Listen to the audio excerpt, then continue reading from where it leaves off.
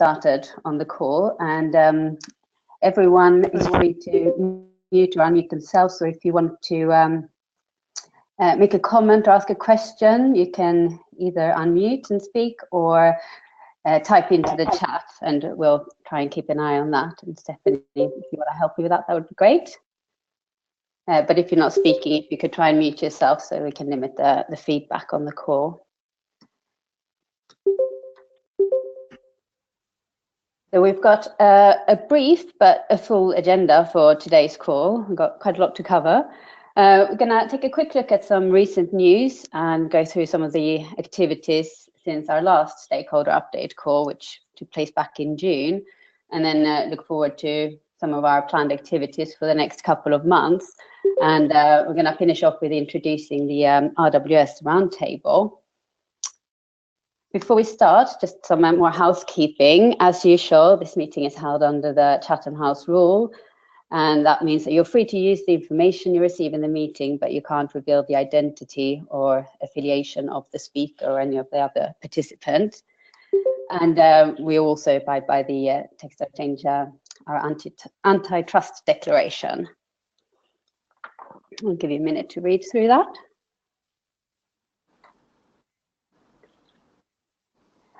So there's been a lot of activity in the media in Australia recently with regards to mulesing. We've just put some of the press cuttings on the slide here. We can include links to some of the stories in the notes that we send out after the meeting. But in brief, the issue is that the wool growers, they pay compulsory levies, and there is a division in the industry over how that money is spent, with some growers wanting more funds to be invested into genetics research to help the industry phase out mulesing. And there is also some questions raised around conflict of interest issues within the wool industry leadership. It's a good opportunity, hopefully, to promote the RWS as a solution that will benefit not only Australian growers, but also users of wool. So yeah, we'll include links in the notes for those who are interested in reading more about this. The next bit of news, I'll hand over to Stuart to tell us a little bit more about. Stuart? I don't know. He seems to not be online. Okay. Do you want to talk a little bit about the Prolana agreement, Anne, or? Sure, I can. For those of you who weren't there with us in Washington, we announced that there's been a really interesting breakthrough with the RWS, where the standard is being recognized by the, I will not say this correctly, Federación Lanera de Argentina and also Prolana. So one is, they're two separate groups, both of them kind of backed by the government, and they're really there to help farmers with best practices, and they're using the RWS as kind of the platform upon which they're going to do all the training and education and outreach. So in the longer term, or hopefully in not even the longer term, short to medium term, this might really upscale the Argentina as a source of RWS fiber. And I see that Stuart's on now. Stuart, is there anything you want to add to that? You were part of that process or the initial discussions. Not a great deal, other than it was an initiative driven by Ovis and Prolana, something we'd suggested as a way of helping Argentina move forward in the eyes of the world wool market. That's about it, really, Anne. It's, you know, it was multiple groups coming together with an outcome that they wanted to get to, and the RWS was there at the right time, right place, and they really liked what we were doing. So. Okay, great, thank you.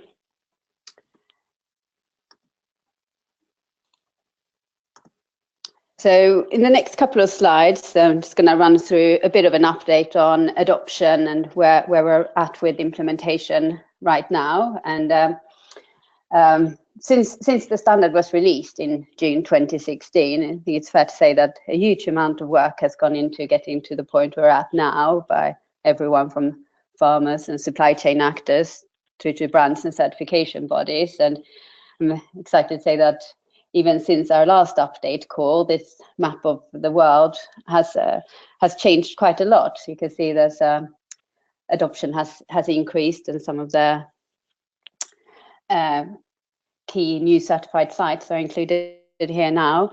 And those that came to you should all hopefully have received the update newsletter we put together for the Textile Exchange conference, where we covered this information as well. And we are planning on producing those updates on a regular basis. So if you're not already on our mailing list, please make sure to send us your details and we can include you on the list. And also if you're a brand or a supplier that would like to feature or have a case study in one of these updates, do let us know as well.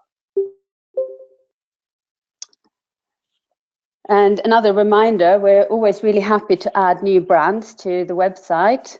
So if you're a brand and you have made a commitment to the RWS, but you're not yet featured on the website, do let us know as well. It'd be great to add more brands to this list. And another reminder, there's a lot of housekeeping today, is we're continually adding new sites to the certified sites listings on the website. I just had a look right now, and we now have 43 certified sites, and it's important to note when you look at that figure that below that there will be a lot more, because a number of those are farm group certifications. So one certified sites below that could be 30 or 40 farms. So we're expecting the list to continue to grow, and we have had some feedback that it's not the most user-friendly list, and that will only get worse as it gets longer. So we are looking at how we can improve the layout and the sort of consistency and search function to just make it a little bit more easy to use. Behind this growth of certified sites, our key part are the certification bodies behind that. At the moment, we have 8 certification bodies that are licensed to certify to either the farm scope or the supply chain scope, or both scopes. And this list is also growing.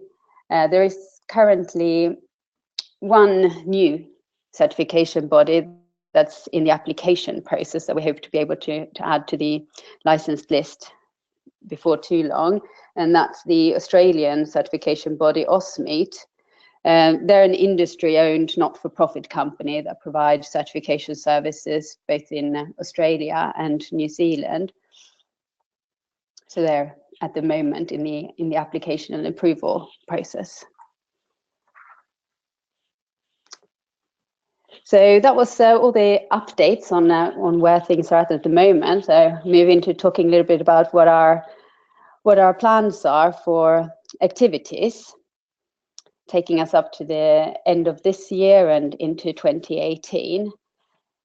Coming up soon is a supply chain certification webinar.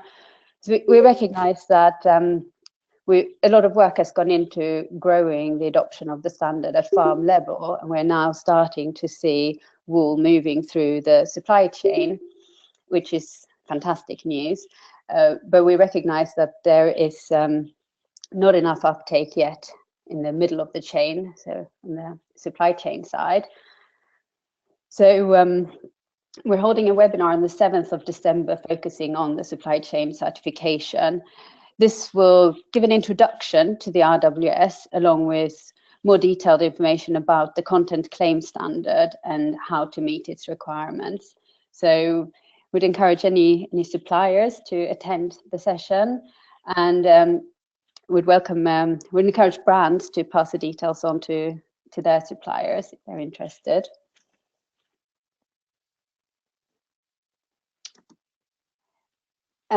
Another upcoming event is a certification body meeting for RWS certification bodies.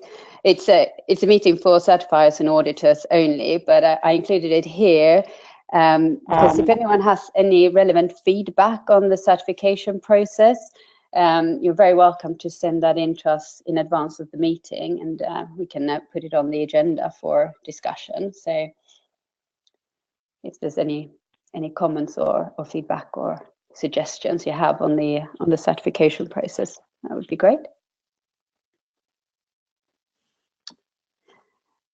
I think the next event to come up, I didn't put these in chronological order, is a farm webinar for Australia. I'm not sure if you want to say a few words about this one, Stuart.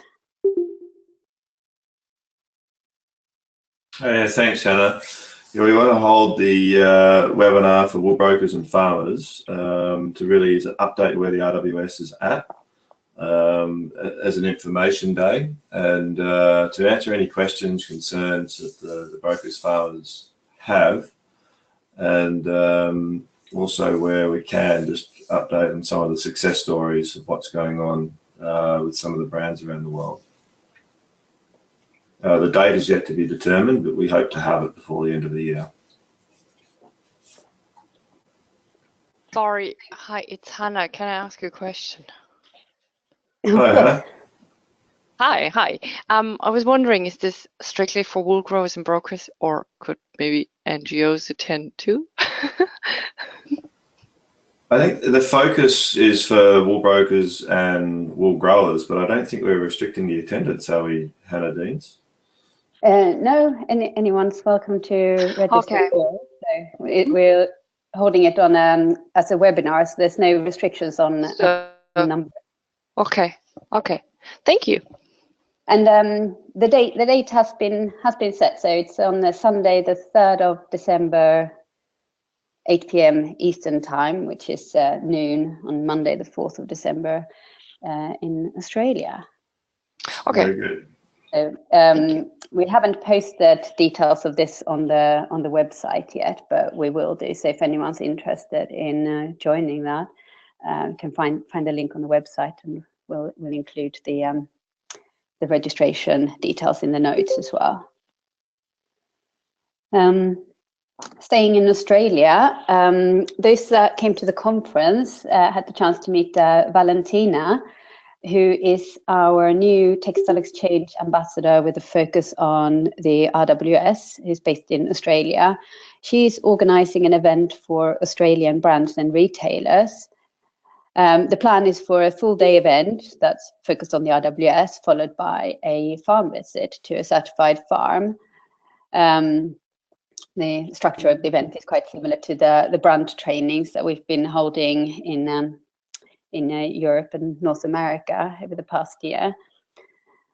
The date hasn't been set yet, but it will be announced shortly, and if anyone's interested in more information or would like to register their interest, can contact Valentina directly or anyone else in the team, and we'll make sure that you're kept up to date on that event.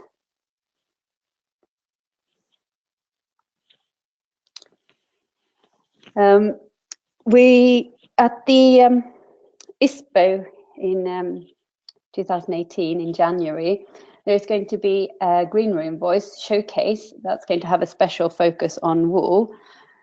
We will be there presenting about the RWS, and this year as well, the Green Room Voice showcase is going to be part of a sustainability hub, which is new for ISPO 2018. Which is an additional hall where brands with key sustainability messaging are exhibiting. We will have a poster for the RWS, and if anyone's interested in exhibiting alongside that, do get in touch, or if you would be interested in learning more about Green Room Voice, let us know and we can put you in contact with them. Another event coming up in January 2018 is the Future Fabrics Expo in London. It's a curated showcase of fashion materials with a lower environmental footprint. We're going to hold a seminar on the RWS at the exhibition. We haven't fixed which one of the 2 days yet, but we will do that soon, and again we'll post the details on the website. We have been given an opportunity to pass on a special offer for fabric suppliers that are RWS certified to exhibit at the event at a discounted rate. So if anyone is interested in learning more about that, let me know. So the way Future Fabrics Expo works is that it's an event over 2 days in London, but then the materials form part of a fabric library that goes to different events and is also used for special trainings with brands and things. So it's an ongoing thing throughout the year to take part in exhibit. We're also starting to plan out our travels for 2018. Anne and Stuart will be at Outdoor Retailer. The next one is coming up in January. They'll be there between the 23rd and the 26th. And if anybody is planning on attending, let us know and we can help coordinate meetings. In Europe, in addition to ISPO that I've already mentioned, we're also planning on being at the outdoor show. We're also considering attending the Spin Expo event in Paris in February. A little bit further ahead in the year, there's the Textile Exchange Textile Sustainability Conference will be taking place in Milan in October. And we definitely hope to have a strong wool focus there and hopefully some relevant excursions after the conference as well. And this list is by no means complete. Textile Exchange attends a lot of events and we're always on the lookout for opportunities to promote the RWS. And if anyone's got any suggestions for events that you think that we should be at, do let us know. However, we're a very small team and there's only so much travel that we can manage. So we're always really happy for others to speak about the RWS as well. So if you can think of any opportunities that come up, we would be really happy to help by providing presentations or other materials for you to speak about the standard.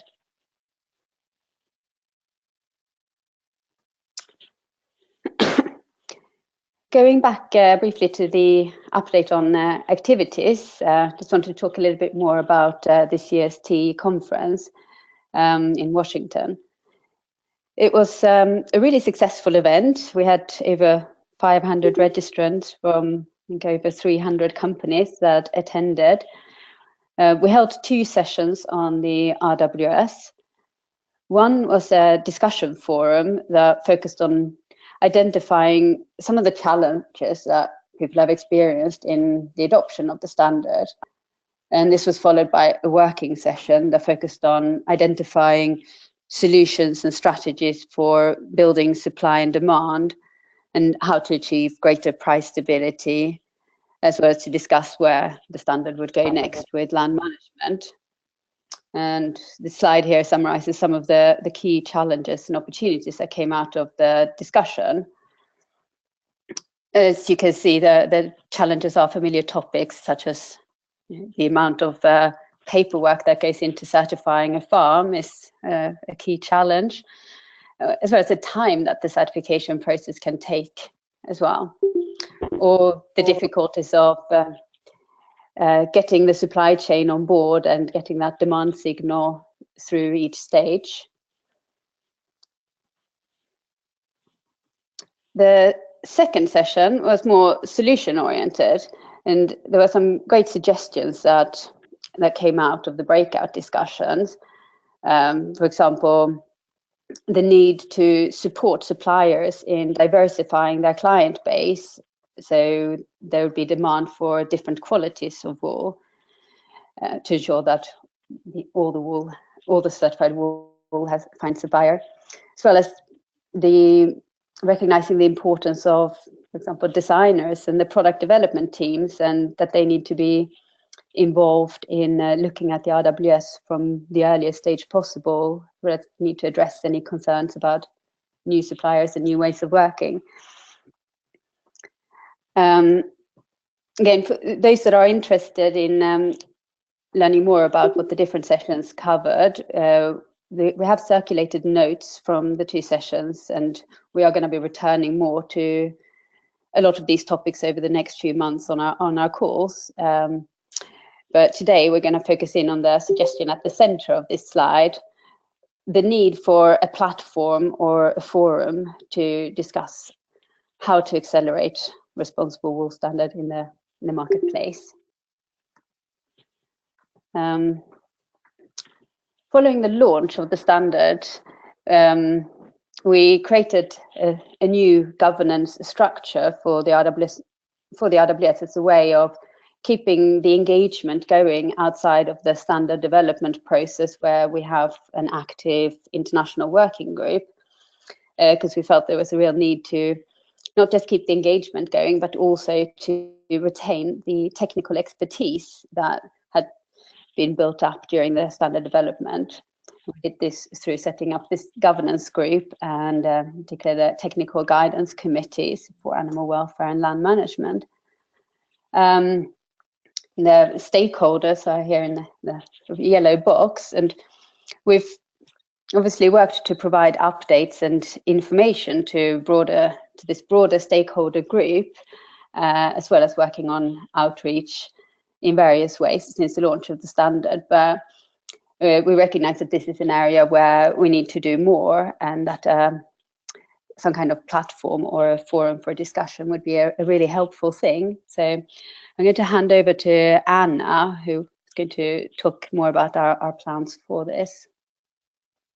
Great, thank you. And can you hear me clearly on this? Yeah. Yep, okay, great.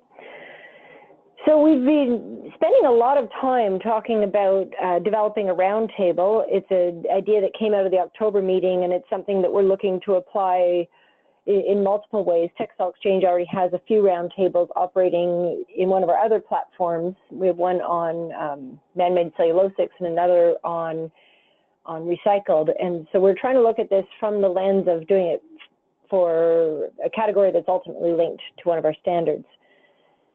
So out of this comes the idea of an RWS roundtable.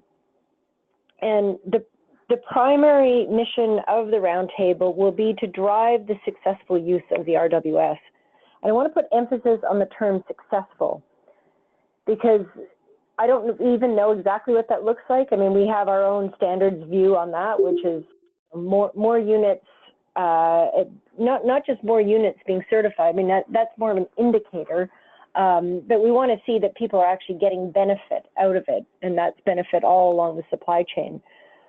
So it will be really one of the first roles of the roundtable to look at what does success look like, and then what are the challenges that we have to overcome to make success happen, and what are the opportunities that we can leverage.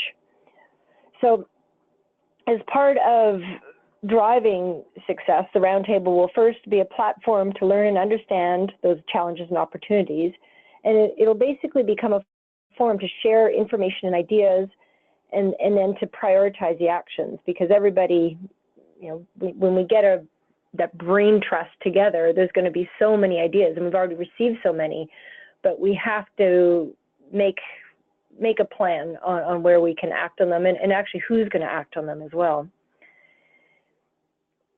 So I'd agree on those priority issues. What are the desired solutions, and then where do we want to take action? And we've even had discussion of that as early or as recently as this morning. Some things will be actions that are really not going to be in the kind of the mandate of the roundtable.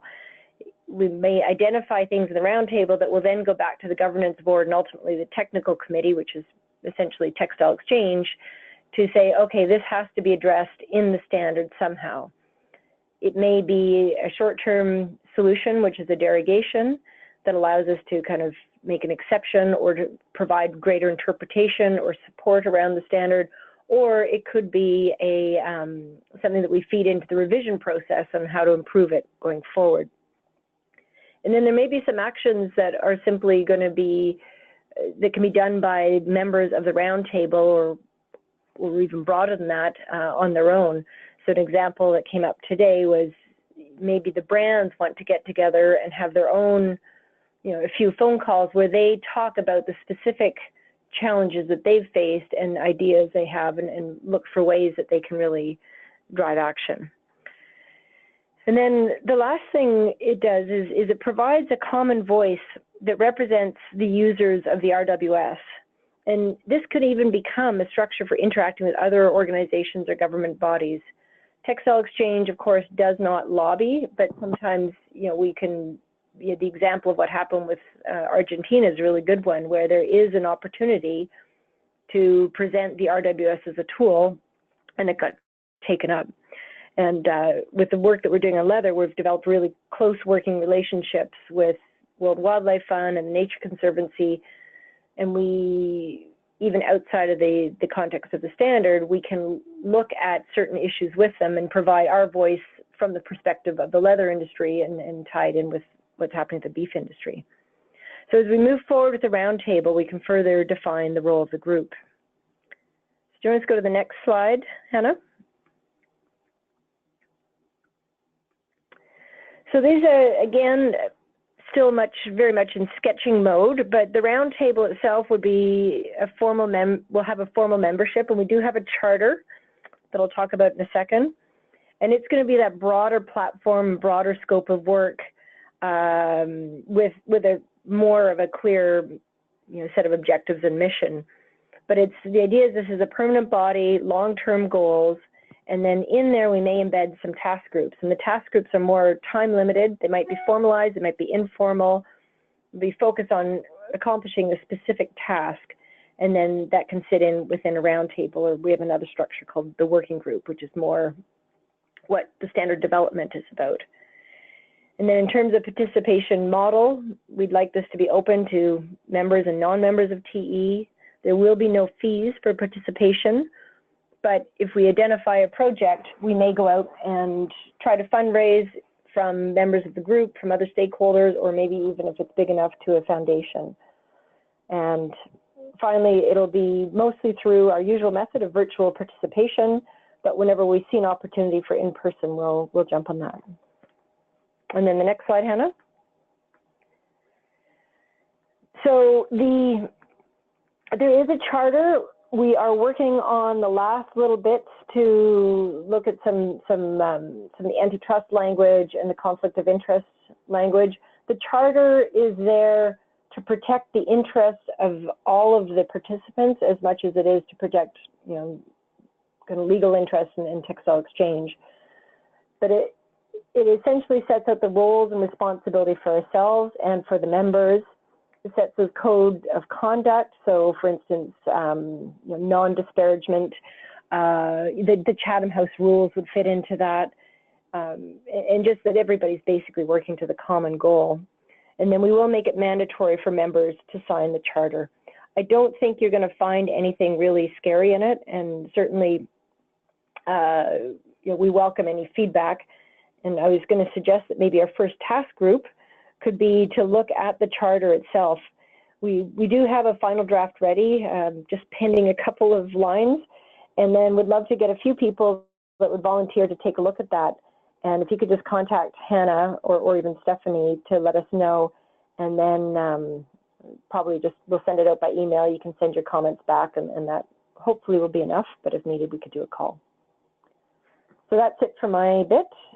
Welcome any questions when we're ready.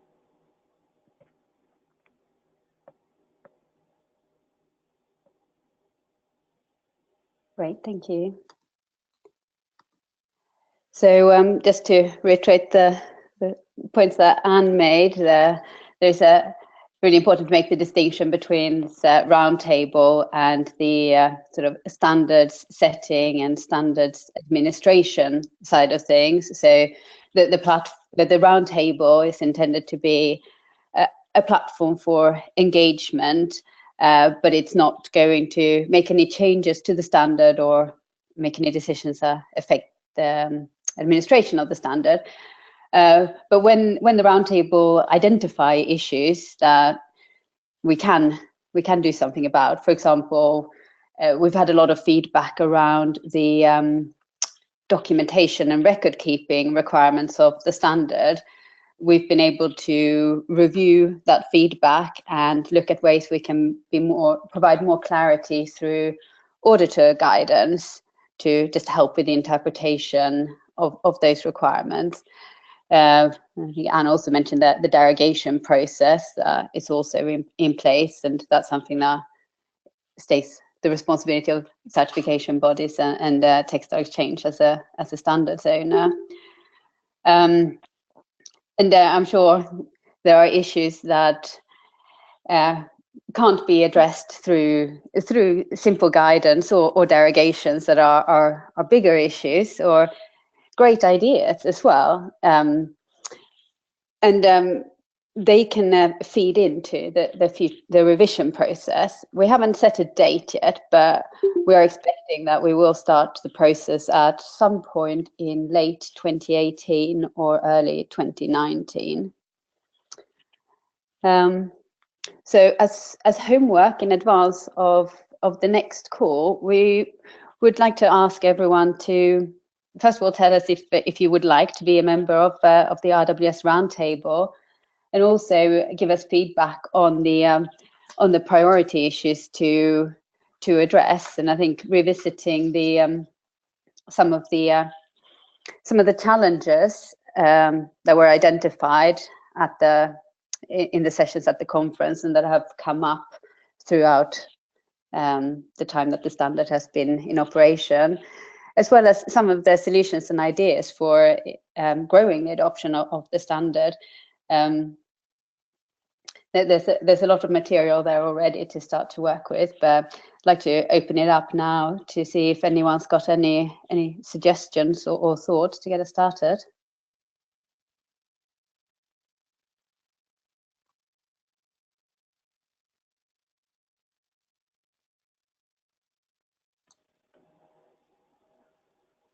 Maybe we could just, does anybody have any interest, if you want to talk about it in terms of being part of a roundtable? Does it feel like the right solution?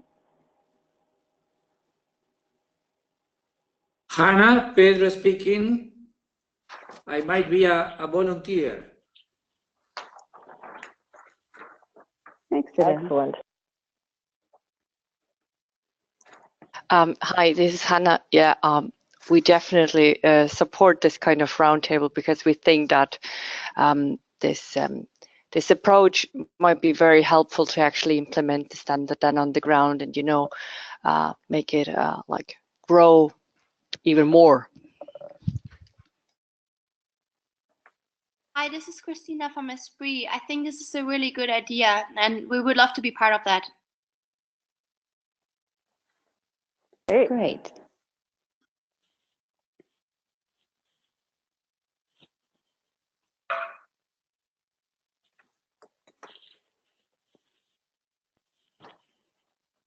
And in terms of priority issues to address or particular sort of focused groups for exchanging experiences. So again, mentioned that we've heard from a brand that was looking for some kind of forum to talk to other brands about their particular challenges. If there are any suggestions that anyone's got.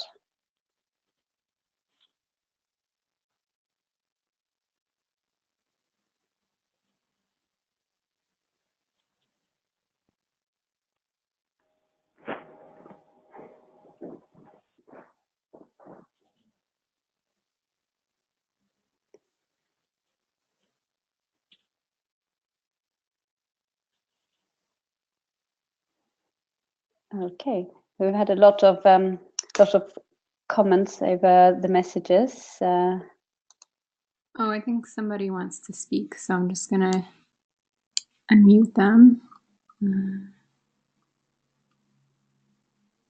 Okay, I think you're unmuted, Gandini. I don't know how to say your name right, but you can speak if you would like to.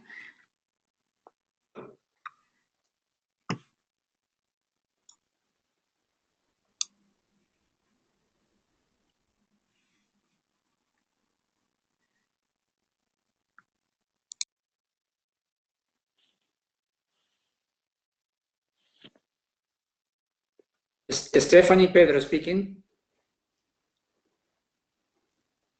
Hello. Pedro? Hello, Pedro. Yeah. Did you get that I might be willing to be part of that roundtable? Yes, that's great. Thank you. Thanks to you. So we've managed to cover a lot in less time than we had allocated. So unless anyone's got any questions or comments, Gabina, you're sharing your. There we go. Unless anyone's got any questions or comments, we will finish a little bit early. We'll follow up with the notes. I appreciate there was a lot of detail about events, and but we'll also include the notes from the conference as a starting point for looking at the priority issues for the roundtable to address, as well as the charter for feedback. And I'd like to say thank you to everyone for taking the time to attend, and we will follow up with the notes by the end of this week. Thank you very much, and have a good rest of your day. Bye. Thanks, everyone. Thank you. Thank you. Bye-bye.